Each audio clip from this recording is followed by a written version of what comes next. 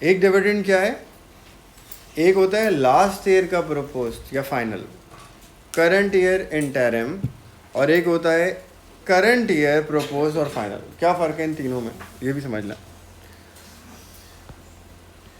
जैसे for example है, accounting year start हो रहा है हमारा 1 जनवरी को और साल ख़त्म कब हो रहा है, 31 दिसंबर को। नॉर्मल ये साल है हमारा 2011, ध्यान से सुनिएगा ये बात। तो ईयर स्टार्ट हो रहा है 1 जनवरी को और ईयर एंड हो रहा है 31 दिसंबर को, ये अकाउंटिंग ईयर 2011।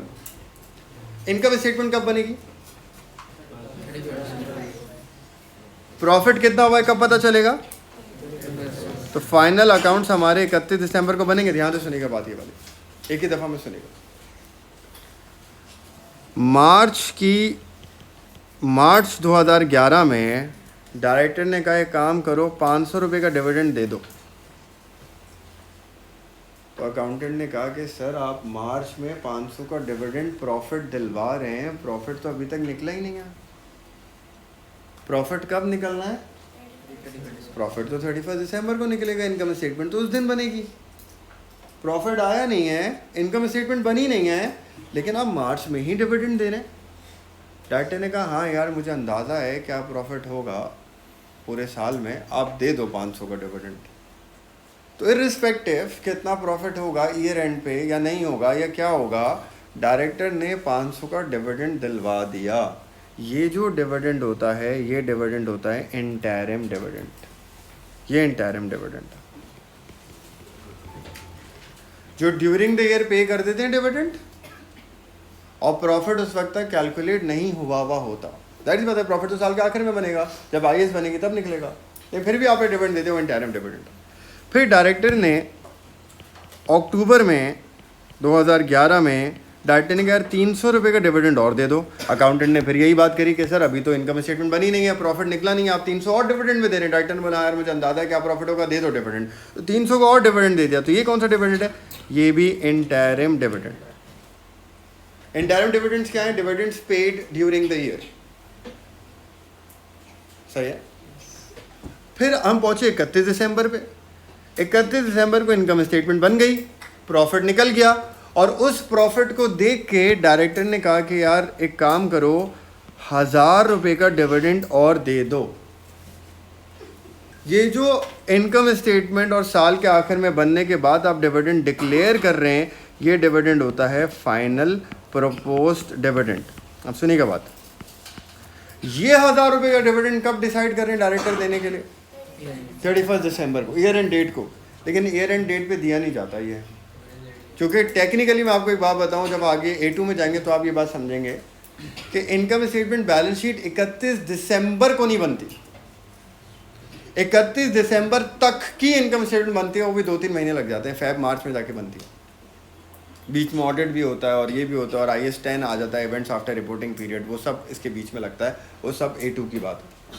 तो फिलहाल अभी आपके लेवल पे ये समझ लें कि 31 दिसंबर को बन गई इनकम स्टेटमेंट, प्रॉफिट निकल गया, 1000 रुपये का डिविडेंड देने की बात कर दी डायरेक्टर ने, लेकिन वो दिया कब जाएगा, वो देते देते 2-3 महीने लगेंगे।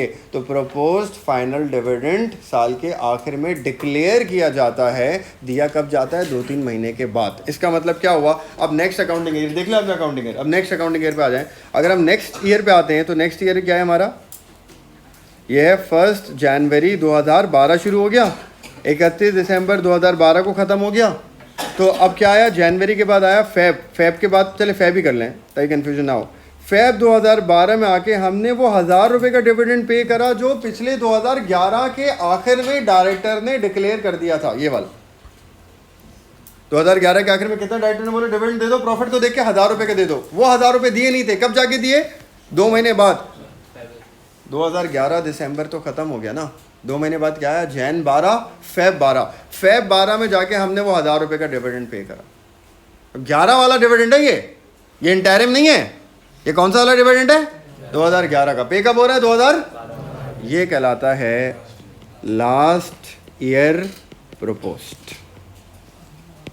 तो सर इसका मतलब ये हो गया कि प्रपोज डिविडेंड तो कभी भी पे नहीं होगा। बिल्कुल, प्रपोज डिविडेंड तो कभी भी पे, वो हमेशा कब पे होगा, अगले साल पे होगा। और अगले साल वो प्रोपोज डिविडेंड के नाम से तो नहीं आएगा, वो प्रोपोज डिविडेंड किस नाम से आएगा? लास्ट ईयर प्रपोज के नाम से पे होगा। क्लियर है ये बात? अब आगे सुनो, फेब गुजरा, मार्च, अप्रैल में आ गया। अप्रैल 2012 में डायरेक्टर ने कहा 600 रुपये का डिविडेंड दे दो। फिर अकाउंटेंट ने कहा कि सर वो 1000 तो आपने दिया, समझ में आता है, वो तो पिछले साल से रिलेट करता था। सही है, वो आपने दिया, समझ में आता है, वो तो पिछले साल का ड्यू तो हमने दे दिया, लास्ट ईयर प्रपोज था वो। अभी आप 600 डिविडेंड दे रहे हैं, इनकम स्टेटमेंट तो बनी नहीं है, प्रॉफिट तो निकला नहीं है, आप 600 क्यों दे रहे हैं? बोले मुझे अंदाजा है ना क्या प्रॉफिट होगा, दे दो तुम 600 का डिविडेंड। ये जो 600 दिया जा रहा है ये क्या है? ये पिछले साल का नहीं है, इसी साल का, ये इंटरम। फिर नवंबर में जाके डायरेक्टर ने 100 रुपये का डिविडेंड और दिला दिया, ये भी क्या है? इंटरम।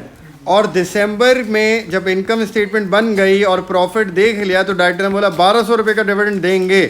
ये है प्रपोज्ड। क्या प्रपोज पे होगा अभी? ये अगले साल पे होगा? अब इसकी समराइज बात सुनाए तो एक पर्टिकुलर ईयर के अंदर, किसी भी एक पर्टिकुलर ईयर के अंदर हम कौन कौन से डिविडेंड पे करते हैं? डिविडेंड पेड कौन कौन से पे होते हैं एक साल के अंदर? एक लास्ट ईयर का प्रपोज्ड पे होता है, लास्ट ईयर वाला प्रपोज होता है वो अभी पे होता है इस साल, और इस साल के जो इंटरिम है वो पे होते हैं इस साल, और इस साल का जो प्रपोज्ड है वो इस साल पे नहीं होता। वो कब पे होता है? तो इसका मतलब पे कौन से होते हैं? सिर्फ 2 डिविडेंड्स पे होते हैं इन अ पर्टिकुलर ईयर। वो कौन से होते हैं? एक लास्ट ईयर का प्रपोज्ड और करंट ईयर का इंटरिम पे होता है। और करंट ईयर का प्रपोज पे नहीं होता, वो नेक्स्ट ईयर में जाके पे होता है। ऐसे ही है। तो हम लोग जब अकाउंटिंग में अपनी चेंजेस इन इक्विटी बनाएंगे अभी आगे, और changes in equity SOC, statement of changes in equity, SOC is statement of changes in equity, statement of changes in equity जब हम बनाएंगे और स्टेटमेंट चेंजेस इन इक्विटी के अंदर हम डिविडेंड रिकॉर्ड करेंगे, वो हम सिर्फ ये 2 डिविडेंड रिकॉर्ड करेंगे। ये 2018 के बाद से 19 के बाद से ओ लेवल्स के अंदर इम्प्लीमेंट हुई है बात, पहले नहीं होती थी। कौन से डिविडेंड रिकॉर्ड करेंगे हम लास्ट ईयर का प्रपोज्ड रिकॉर्ड करेंगे और करंट ईयर का इंटरिम रिकॉर्ड करेंगे, क्योंकि ये वो डिविडेंड है जो पे होते हैं, पेमेंट वाले डिविडेंड्स रिकॉर्ड होते हैं। और इस साल का जो प्रपोज्ड है वो रिकॉर्ड नहीं होता, दिया हुआ होगा सवाल में, उसको हम क्या कर देंगे? उसको हम इग्नोर कर देंगे। तो जब वो नेक्स्ट ईयर पे होगा ना तब रिकॉर्ड होगा। तो डिविडेंड्स कौन से रिकॉर्ड होते हैं? लास्ट ईयर का प्रपोज्ड और करंट ईयर का इंटरिम। क्लियर है बात?